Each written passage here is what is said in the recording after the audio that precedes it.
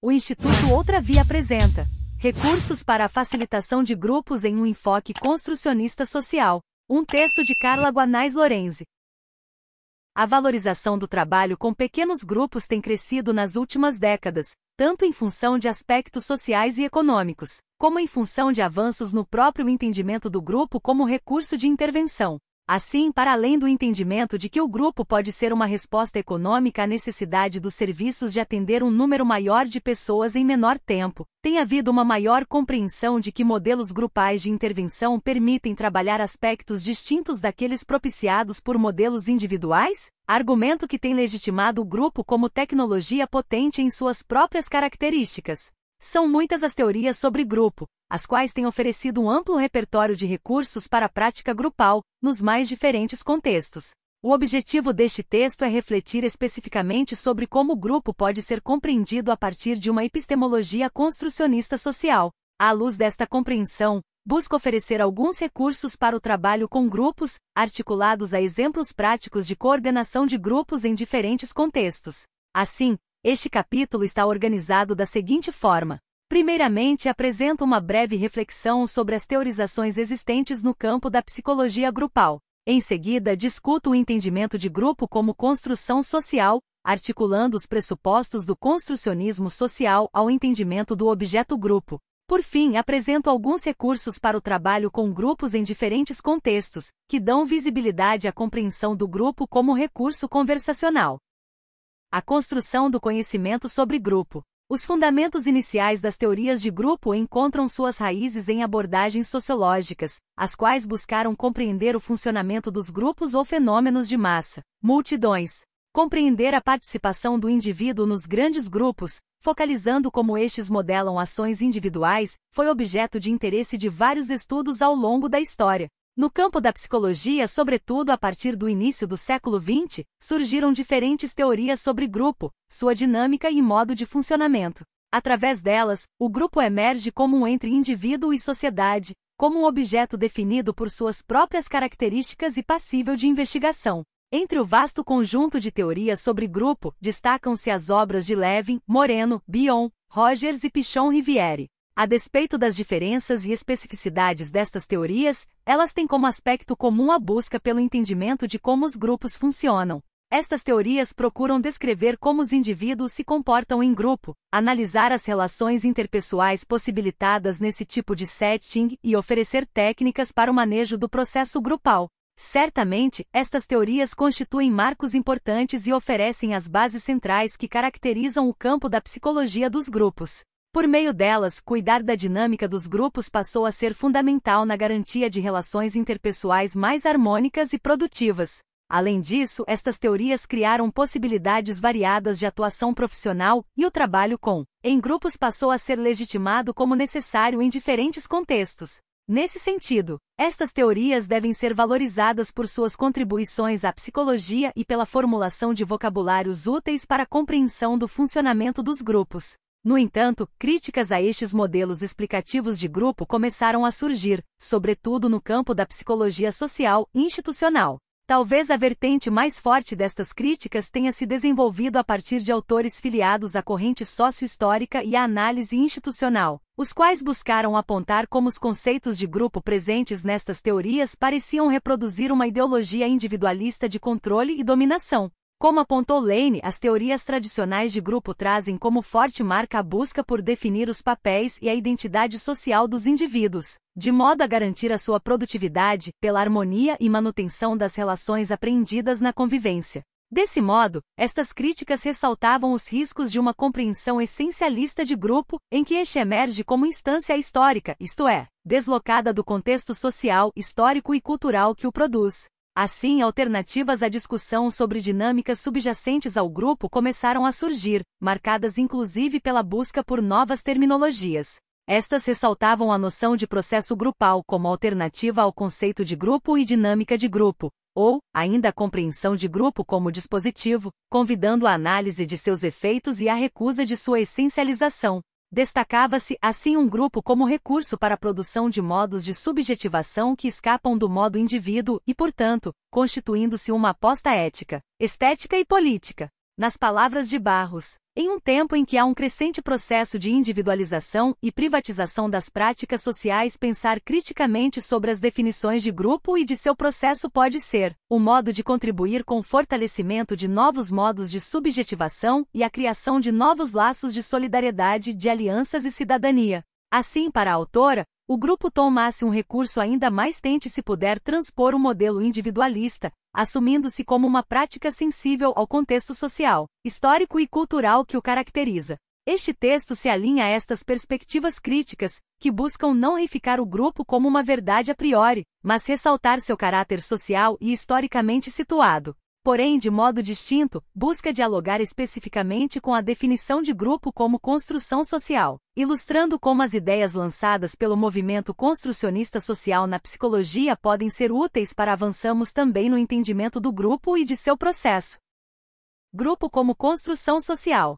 O construcionismo social pode ser entendido como um conjunto de reflexões advindas de diferentes áreas de conhecimento, cuja conjunção traz a possibilidade de revisão das formas modernas de se entender ciência. Tem como principais pressupostos o entendimento de que a nossa experiência do mundo não determina em si mesma as formas pelas quais esse mundo é compreendido. B. Os termos que usamos para a compreensão do mundo resultam de processos de intercâmbio social, situados histórica e culturalmente. C. Aquilo que conta como sendo conhecimento válido acerca do mundo e de nós mesmos depende menos da natureza da realidade do que dos processos de intercâmbio social em que tal conhecimento é legitimado como verdadeiro e D. As descrições que temos do mundo devem ser consideradas como formas de ação social, ou seja, o conhecimento que produzimos acerca do mundo e de nós mesmos engendra diferentes formas de vida e de relacionamento. Analisando textos produzidos por autores construcionistas sociais, Hacking sugere como aspecto comum a eles a crítica ao caráter inevitável das descrições de mundo. Para o autor, a crítica à inevitabilidade das descrições de realidade é o principal pilar que une os autores construcionistas, sendo uma característica importante de seus estudos a busca, pela construção, geralmente pela análise histórica e cultural, do processo de produção-construção de algo como realidade absoluta, universal e inquestionável. Aplicando este entendimento ao nosso objeto, o grupo, temos que as descrições de grupo não devem ser naturalizadas como algo essencial e, portanto, inevitável. Como sugeriram autores críticos a descrição essencialista de grupo, não existe uma no grupo a ser revelada a partir da descrição isenta e objetiva de um determinado processo a ele subjacente. Esta compreensão pode ser desenvolvida a partir de uma perspectiva histórica, para o qual contribui a análise cartográfica feita por Barros. A autora analisa diferentes concepções de grupo, e mostra como as mesmas se produziram a partir de determinadas circunstâncias sociais e históricas, transpondo para o grupo o mesmo tipo de entendimento essencialista produzido pela psicologia individual. O discurso do grupo como uma unidade, todo indivíduo com um dado processo a ele subjacente e, portanto, à espera de ser relevado emerge em um determinado momento da história ocidental, coaduna com determinados interesses e ideologias, e serve a finalidades valorizadas pelo ideário individualista.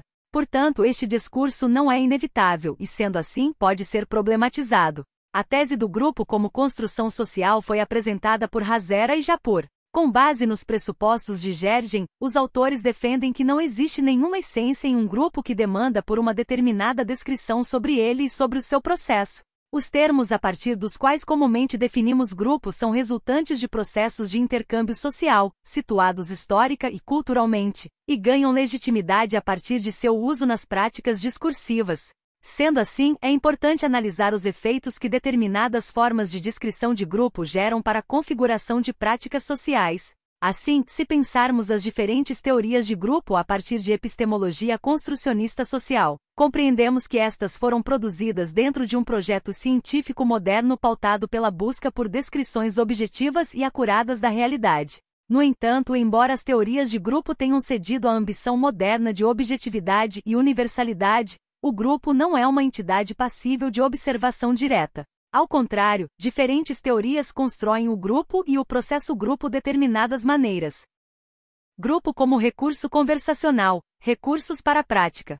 Com base na concepção de como social, podemos explorar alguns recursos para trabalhar com grupos em uma lógica essencialista individualista. Assim, podemos abandonar nossa prática à influência de perspectivas interpretativas e normativas de grupo e processo grupal, que levam a criar expectativas acerca de papéis sociais dos participantes e do coordenador, ou do que um bom processo grupal, a partir de padrões de comunicação ou relacionamento no interior do grupo. De distinto, podemos compreender o grupo como um recurso conversacional, isto é, como um contexto relacional e dialógico favorável à produção e negociação de sentidos de mundo e de self. Em um enfoque construcionista social, o processo grupal pode ser equiparado ao próprio processo conversacional, quando os participantes de um grupo, situados em um contexto social, histórico e cultural, em uma ação conjunta, responsiva e corporificada de uso da linguagem, constroem sentido sobre si mesmos e sobre os seus arredores. Essa concepção é intencionalmente genérica para não nos permitir cair na armadilha de desenvolver uma teoria geral e explicativa sobre como os grupos funcionam.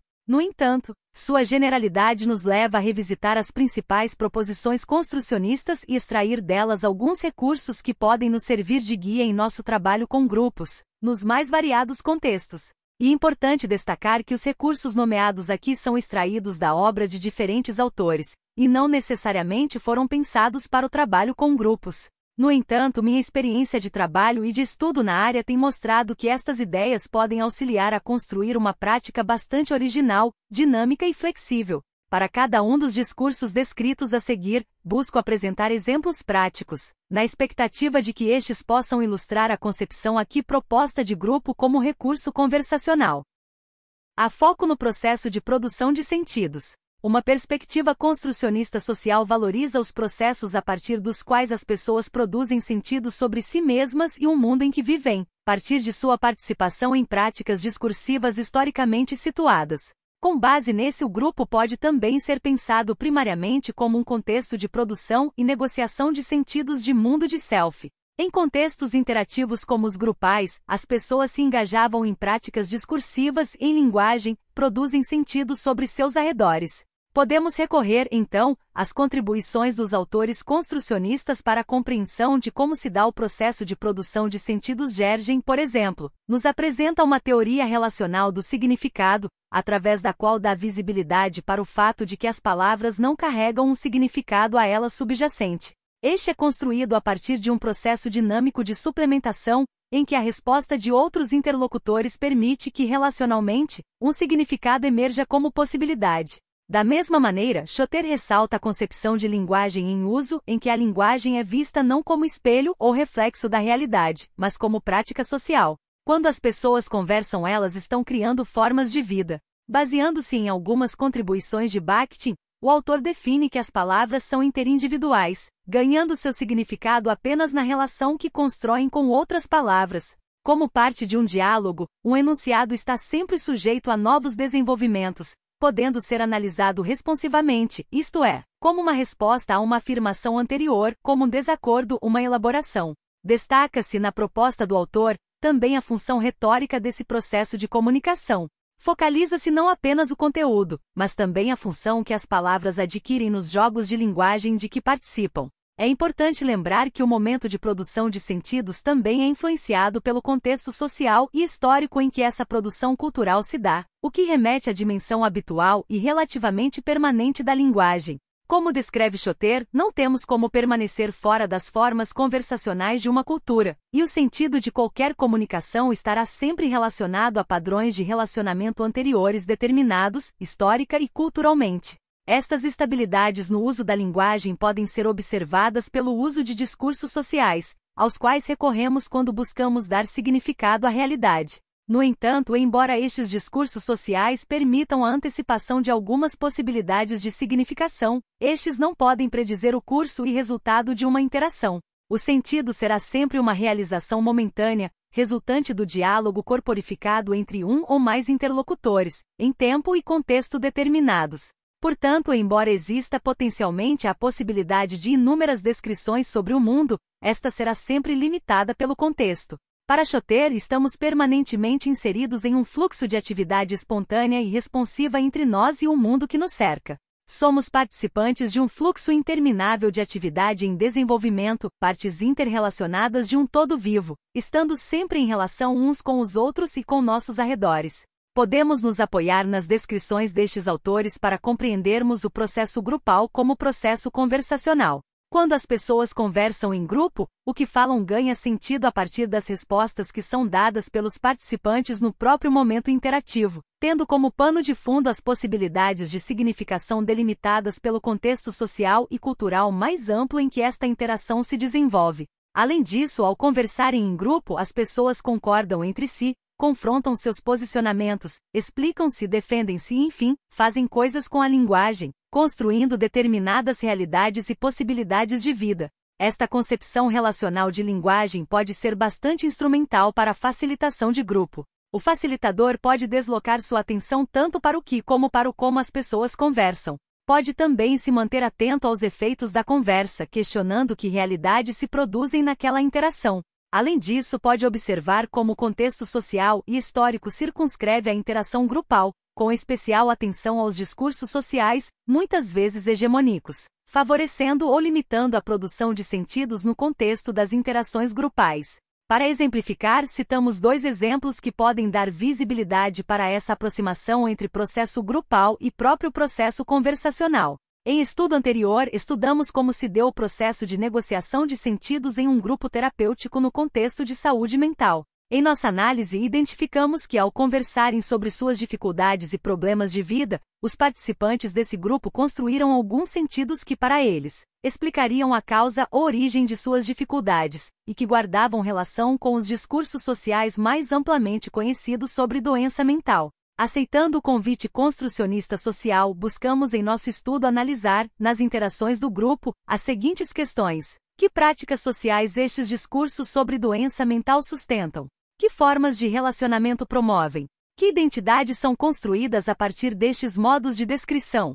Além destas questões, também buscamos compreender como o contexto de um grupo terapêutico, de curta duração e descrito com objetivos de apoio, sustenta determinados modos de conversa e interação entre seus participantes. Entre outros aspectos, observamos em nosso estudo que quando os participantes do construíam o sentido de que a doença mental era decorrente de problemas vividos no passado, por exemplo, estes acabavam por construir o grupo como espaço para a revisão e apresentação das histórias de sofrimento, geralmente vividas na infância. Com isso, longas narrativas eram apresentadas por alguns integrantes do grupo e a postura do coordenador e dos demais membros era basicamente de escuta silenciosa. Com isso, a possibilidade de ampliação das narrativas de vida era dificultada pela própria dinâmica conversacional. Outro exemplo de análise do processo de produção de sentidos em grupo é o estudo de Hazera e Japur. Os autores buscaram analisar como sentidos sobre soropositividade eram negociados em um grupo de apoio para pacientes portadores do HIV/AIDS. Analisando a interação entre os participantes do grupo, os autores observaram que em suas práticas discursivas, os participantes percorriam por diferentes discursos sociais acerca do HIV/AIDS, os quais traziam para o grupo movimentos de exclusão e estigmatização, geralmente relacionados à identificação das diferentes formas de contágio. Com base na análise desse processo, os autores discutem que a homogeneidade do grupo não garante que o apoio entre os participantes seja desenvolvido como parte de um processo terapêutico. Este estudo é ótimo exemplo para observarmos as dimensões de conteúdo e processo presentes na construção de sentidos. As pessoas negociam sentidos e, ao fazerem isso, também constroem a si mesmas e ao grupo de uma determinada maneira. B. Análise da construção do self nas práticas discursivas. Da mesma maneira como os autores construcionistas sociais focalizam o processo de construção de sentidos de mundo, convidando-nos a perceber nossa participação na construção das realidades conversacionais que organizam nossas vidas e relacionamentos, o fazem em relação ao self. Para os autores construcionistas sociais, o self não é compreendido como essência, mas como produto dos relacionamentos humanos. Para Schotter, o que normalmente entendemos como sendo si mesmo ou self pode ser visto como uma realização retórica momentânea, isto é, a construção de uma história possível de si no diálogo com outros. Para o autor, ao se descreverem e serem descritas por outros de determinadas maneiras, as pessoas emergem como sendo pessoas de um determinado tipo, com um conjunto de características pessoais. De acordo com esse entendimento, os processos de construção de si podem ser compreendidos como processos conversacionais ou dialógicos, através dos quais determinadas versões de si são trazidas para a coordenação, sendo ativamente negociadas e transformadas na relação entre as pessoas. Como sintetiza Guanais, o construcionismo social convida a possibilidade de múltiplas descrições de si, que variam de acordo com o contexto e com as particularidades de cada interação. Esse entendimento pode ser um recurso interessante para o trabalho com grupos. O facilitador de grupo pode se manter atento ao modo como são desenvolvidos, na interação grupal, os processos de construção dos participantes como pessoas de determinados tipos, e ao modo como determinadas descrições ganham legitimidade no contexto grupal. Essa compreensão pode favorecer a desconstrução de descrições de self estigmatizantes e a exploração de narrativas de self que permanecem periféricas. Nesse sentido, destacamos como interessante para o trabalho com grupos os recursos oferecidos pela teoria do posicionamento. Esta teoria focaliza o modo como as pessoas constroem discursivamente suas histórias pessoais, ao assumirem para si mesmas, e atribuírem aos outros envolvidos no diálogo determinadas posições. 3 aspectos são considerados na proposta da teoria do posicionamento. A posição, que se caracteriza como atributos morais e pessoais apresentados em uma conversação.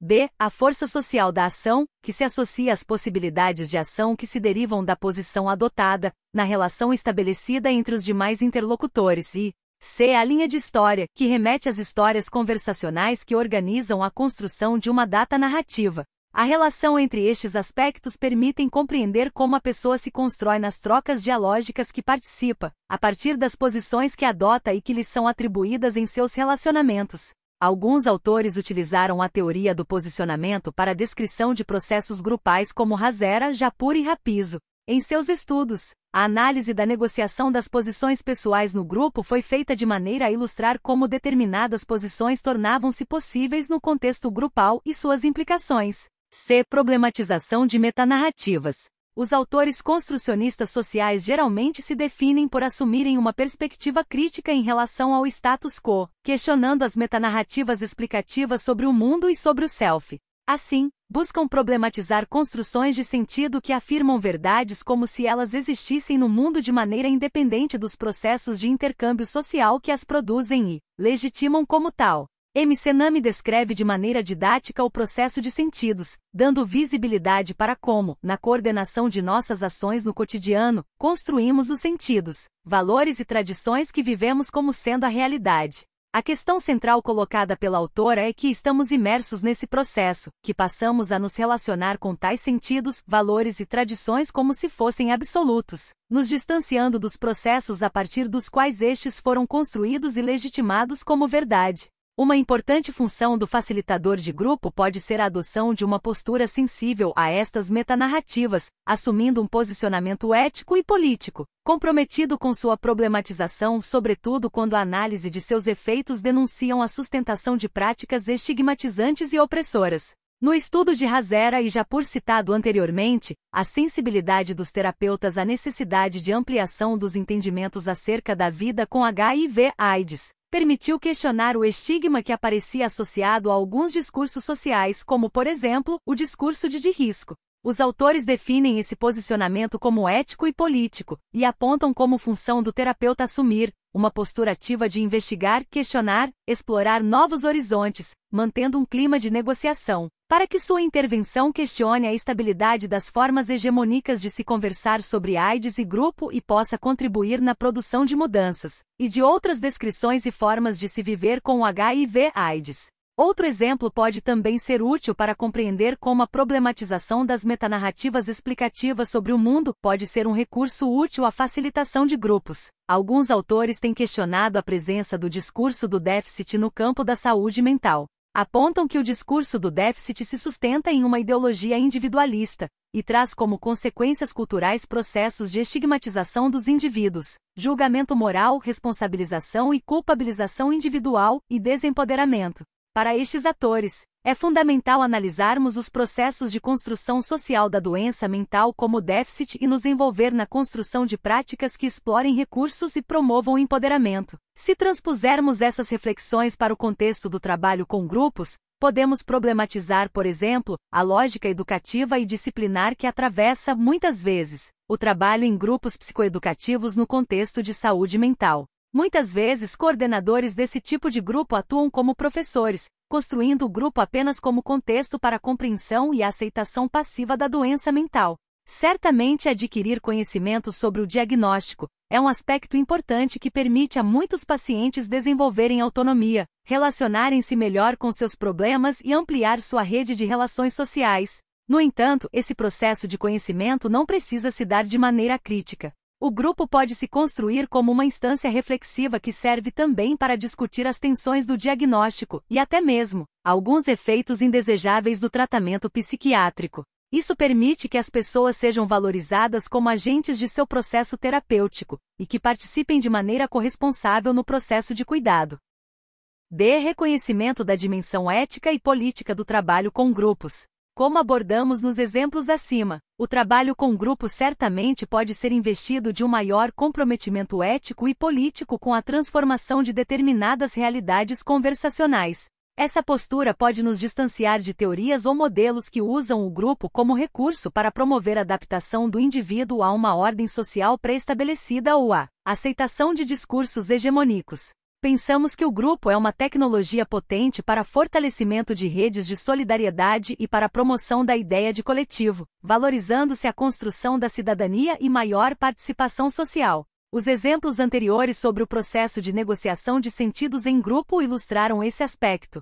No entanto, apresentamos um outro exemplo que pode ser particularmente interessante nessa discussão. Pautados nas ideias construcionistas sociais, Peretti, Martins e Guanais Lorenzi analisaram como se deram as interações em um grupo de apoio desenvolvido em um contexto de saúde mental, em momentos em que as conversas levantadas pelo grupo envolviam a descrição de problemáticas sociais, tais como violência, desemprego, drogadição, etc. Analisando o processo conversacional do grupo, os autores observaram que muito frequentemente, quando os pacientes do grupo atribuíam suas dificuldades a problemáticas sociais, havia um movimento de questionamento, iniciado pelo terapeuta, mas depois incorporado pelos próprios participantes do grupo, que reforçava a natureza emocional e individual do problema. Nesse processo, o grupo se construía como espaço para tratar das emoções, deixando de explorar uma outra possibilidade igualmente importante: a reflexão sobre os determinantes sociais do adoecimento mental. Com isso, as necessidades de saúde dos participantes desse grupo deixaram de ser contempladas em uma perspectiva mais ampliada de cuidado. Esse exemplo nos parece interessante, pois permite perceber como, muitas vezes, limitamos as possibilidades de cuidado, nos apegando a discursos tradicionais sobre processo saúde e doença. Como concluem os autores, não buscamos construir relações causais que simplesmente substituam fatores biológicos, ou quaisquer outros, por fatores sociais como causas do sofrimento mental. A proposta está em uma própria lógica de cuidado em saúde mental, de maneira que busquemos ir além de uma tradição que considera a função do tratamento lidar com o emocional, como se este fosse descolado dos próprios contextos sociais nos quais se produz. Essa discussão se apoia em Gergen e Varrous. Não há possibilidade de um espaço politicamente neutro, de forma que sempre devemos refletir sobre como nossos posicionamentos influenciam a conversa, atuando de maneira a favorecer ou impedir o seu desenvolvimento. No caso específico do grupo analisado pelos autores, falar de questões emocionais ou questões sociais reflete um posicionamento político, possui implicações para o desenvolvimento da conversa e constrói o grupo de determinadas formas. E a adoção de posturas colaborativas e dialógicas na facilitação de grupos. As ideias construcionistas sociais se difundiram para muitos campos, incluindo o universo das práticas profissionais. A associação entre teóricos e profissionais tem marcado a evolução desse campo de conhecimentos, que se enriquece com o surgimento de novas linguagens para a ação e novos entendimentos sobre a promoção de relações dialógicas, democráticas e participativas. Nesse sentido, a literatura construcionista é vasta no oferecimento de recursos para a ação. Para os propósitos desse texto, destaco como recurso apenas a adoção de posturas colaborativas e dialógicas, em consonância com a definição anteriormente proposta de grupo como um recurso conversacional. Entendo que o trabalho com grupos deve almejar a construção de contextos de conversa que favoreçam a ampliação dos vocabulários através dos quais as pessoas descrevem a si mesmas e ao mundo em que vivem. A emergência de novos vocabulários através de conversações grupais pode criar possibilidades alternativas de ação e relacionamento, permitindo às pessoas romperem com descrições rígidas e limitantes, fontes de sofrimento. Por meio de relações responsivas e dialógicas, o grupo pode favorecer o desenvolvimento de descrições alternativas de mundo, bem como novas posições e versões de self. Conversas dialógicas e responsivas são vistas como mais propensas à geração de sentidos alternativos do que conversas monológicas. Em uma concepção de grupo como recurso conversacional, o facilitador de grupo pode ser considerado como um coautor no processo de produção de sentidos e, portanto, corresponsável pelas negociações desenvolvidas no grupo. Tal como propõe Anderson, o facilitador de grupo pode deixar o lugar de especialista de conteúdo e ocupar o lugar de especialista do processo conversacional ou arquiteto do diálogo. Como destacado em outros momentos desse texto, o facilitador deve dirigir sua atenção tanto para os sentidos como para seu próprio processo de construção. Desse modo, pode compreender como os sentidos construídos no grupo contribuem para a abertura ou restrição de formas de se perceber o mundo e se relacionar com ele. Assim, atuar como um facilitador do processo conversacional, visando a construção de um espaço dialógico onde a pluralidade de vozes possa ser administrada de modo respeitoso e reflexivo, é um posicionamento importante. A postura de abertura à diferença e à pluralidade de sentidos é um recurso conversacional útil, ampliando a chance de participação democrática das diferentes vozes em diálogo. Para concluir, apresenta um recurso que valoriza o respeito à multiplicidade existente no campo das próprias teorizações sobre grupo e processo grupal. F. Compreensão das diferentes teorias de grupo como opções discursivas. Em reflexão sobre o campo da terapia familiar, McNamee afirma que as discussões sobre essa prática geralmente envolvem a disputa entre perspectivas teóricas. De maneira distinta, a autora sugere que os profissionais do campo adotem uma postura de promiscuidade no uso das diferentes teorias, borrando os limites que mantêm estas perspectivas em polos opostos e incomensuráveis. Para a autora, o termo promiscuidade, misère, deriva do francês e significa misturar. Com base nesse significado, a autora sugere que se adote uma postura criativa no uso das diferentes teorias, de maneira a tecer uma relação entre o velho e o novo. Assim, formas familiares ou tradicionais de prática podem ser emprestadas ou extraídas de seu contexto original e usadas de novas maneiras. Para ela, embora o termo promiscuidade tenha adquirido um valor negativo em algumas culturas, em seu sentido original misère ele carrega o cerne do conceito de dialogia. Diálogo requer que estejamos presentes no momento, assim abrindo espaço para o uso generativo de um amplo conjunto de métodos e modelos em terapia familiar. Assim como McNamee, compreendo que o facilitador de grupos pode reconhecer a riqueza da linguagem produzida pela psicologia dos grupos e se manter curioso e aberto às possibilidades que as diferentes teorias sobre grupo e processo grupal trazem em determinados contextos. Nesse sentido, as diferentes teorias podem servir como opções discursivas. Qualquer discurso particular ou, nesse caso, qualquer teoria ou modelo torna-se um recurso potencial para a transformação, em vez de uma ferramenta que causará transformação. Promiscuidade, como uma postura se sintoniza ao momento interativo onde a mudança terapêutica pode ser possível. O desafio, é claro, é que não existem técnicas específicas, nem quaisquer desejos, que determinam que modos de falar são terapêuticos e quais não são. A questão do que é terapêutico permanece aberto e indeterminado, assim como a conversação. Quando a terapia é compreendida como um processo conversacional, nós nunca podemos ter certeza de para onde ele irá. O que podemos fazer, todavia, é nos manter atentos a que recursos conversacionais selecionamos e a que outros podem servir como alternativas úteis. Selecionar uma teoria ou técnica como opção prática, como oposição a uma opção verdadeira, para a ação aumenta nossa habilidade de estar relacionalmente engajados com nossos clientes. O respeito a outras teorias e tradições é um aspecto fundamental para manter o diálogo fluindo, e para se evitar cair na armadilha epistemológica de afirmação de uma teoria como sendo melhor ou mais verdadeira do que outras. Através de um exemplo, novamente busco ilustrar como esse tipo de proposição pode ser útil no trabalho com grupos. Como aluna de graduação em psicologia, ao cursar a disciplina Dinâmica de Grupo tive a oportunidade e o desafio de ser apresentada as principais teorias através de uma perspectiva teórico-vivencial, que articulava o ensino das teorias de grupo à própria vivência de um processo grupal. Isso permitia que as teorias ensinadas ganhassem vida na análise das interações estabelecidas entre o próprio grupo de alunos, que aos poucos se davam conta de suas dificuldades, tensões e conflitos. Para alunos de graduação, essa era uma experiência altamente transformadora. Provocava um movimento reflexivo, pois nos levava a revisitar nossa própria história e modos de relacionamento.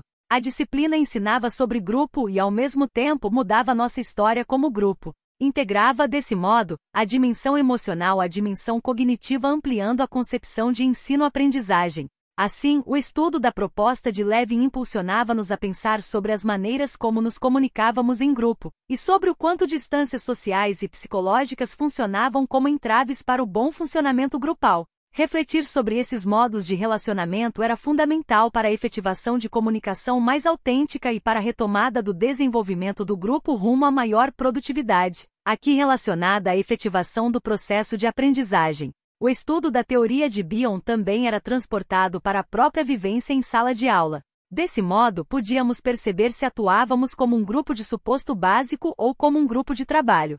Atuar com base em emoções inconscientes denunciava o possível distanciamento do grupo de seu processo de aprendizagem. Da mesma maneira acontecia com as demais teorias. Com Rogers aprendíamos a comunicação autêntica, o desenvolvimento da empatia, a aceitação incondicional do outro, aprendizados que aos poucos davam visibilidade para o nosso processo grupal. Com Pichon Riviere aprendíamos os preceitos do grupo operativo e analisávamos nossos papéis e vínculos, refletindo sobre nossa relação com a tarefa grupal. Com Moreno éramos provocados a romper com a conserva cultural, criando espaços para o desenvolvimento da criatividade e espontaneidade, e investindo na possibilidade de relações télicas. Enfim, através das diferentes teorias estudadas na disciplina, nosso funcionamento de grupo ia sendo explorado, nos desafiando a ampliar nossas possibilidades de desenvolvimento como um grupo de ensino-aprendizagem. Este aprendizado sobre grupo em grupo foi muito rico, e certamente nos ensinou muito sobre o tema. Muito além disso, destaco a possibilidade oferecida pela disciplina de promover a reflexão sobre como determinadas condições históricas e sociais permitiram a construção e legitimação de cada uma destas teorias.